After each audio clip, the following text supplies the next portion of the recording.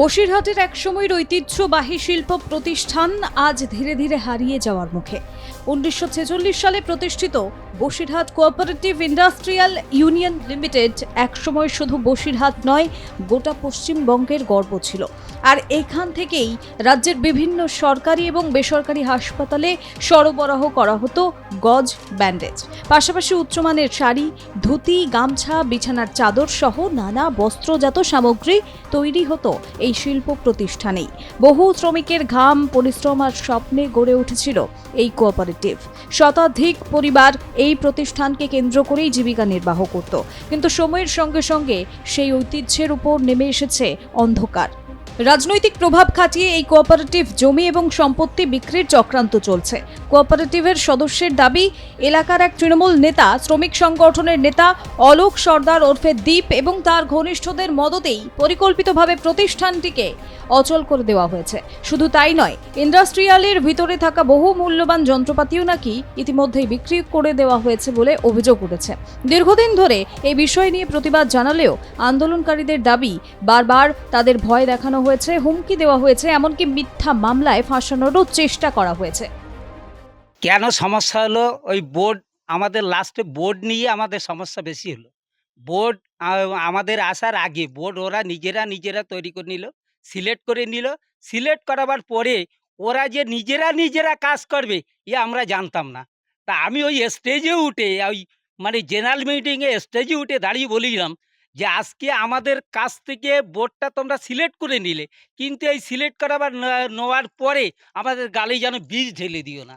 সেখানে আমার গোলাম ভাইও ডাইরেক্টর ছিলেন, উনিও ওই বোর্ডের ডাইরেক্টর, এখনো আছে। এখনো আমরা বোর্ডটা আমরা চাচ্ছি রে, আমরা দীর্ঘদিন ধরে এই বোর্ডের সমস্যা দেখে আসছি। বোর্ড ওই দুর্নীতির গ্রস্তে আমরা রাখবো না। হ্যাঁ, ওটা আমাদেরই সম্পত্তি। আমাদের তাঁতিদের ও আমাদের না জানিয়ে না কিছু করে ও নিজেরা ওইসবগুলো করছে। মোটামুটি এই বোর্ডটাই বিরাট দুর্নীতিগ্রস্ত বোর্ড। এই বোর্ড আগে এখান থেকে তাড়াতে হবে। এই বোর্ড আমরা চাইনি, এই বোর্ড ভাঙতেই হবে।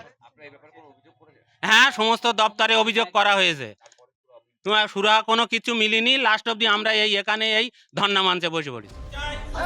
রবিবার এই ঘটনার প্রতিবাদে বসিরহাট কোঅপারেটিভ ইন্ডাস্ট্রিয়ালের সামনে অবস্থান বিক্ষোভে সামিল হন সদস্য এবং স্থানীয় বাসিন্দাদের একাংশ। তাদের বক্তব্য, এই শিল্প প্রতিষ্ঠান শুধু একটি কারখানা নয়, এটি বসিরহাটের ইতিহাস, বহু মানুষের আবেগ এবং জীবিকার প্রতীক। একসময় সেখানে প্রায় 300 থেকে 350 শ্রমিক সক্রিয়ভাবে কাজ করতেন। আজ সেই শ্রমিকদের অনেকেই সর্বস্ব হারিয়ে অসহায়ের মতো দিন কাটাচ্ছেন। তাই নতুন সরকারের কাছে তারা দৃষ্টি আকর্ষণ করতে চান।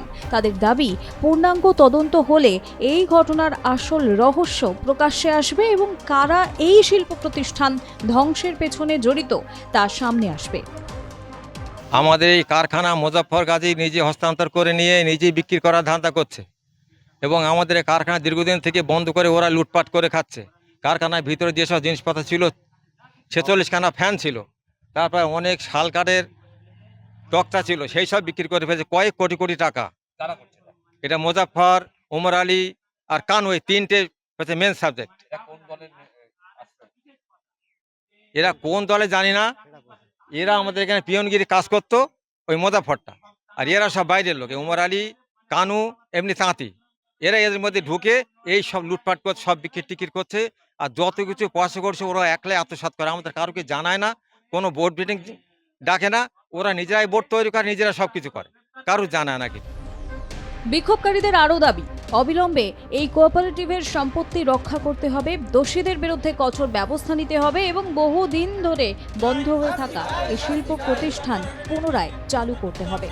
স্থানীয়দের একাংশের মতে, যেখানে শিল্পের সুযোগ দিন দিন কমছে, সেখানে এমন একটি ঐতিহ্যবাহী প্রতিষ্ঠানকে ধ্বংস হতে দেওয়া অত্যন্ত দুর্ভাগ্যজনক।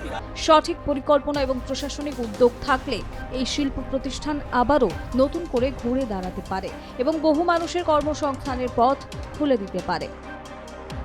আমাদের যে সদস্য ছিলাম তাদের না জানিয়ে এইসব তসরুপ করেছে।